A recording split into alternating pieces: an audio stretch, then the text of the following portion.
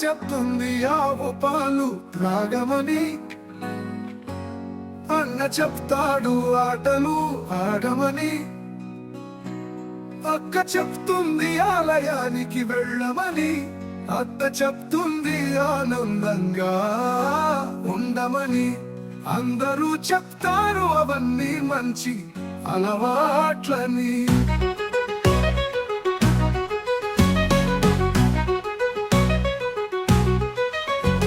అమ్మ చెప్తుంది ఆపిల్ తినమని, అన్న చెప్తాడు ఆలుగడ్డ మంచిదని, అక్క చెప్తుంది అన్నం అవసరమని, అత్త చెప్తుంది ఆకుకూరలు మేలని.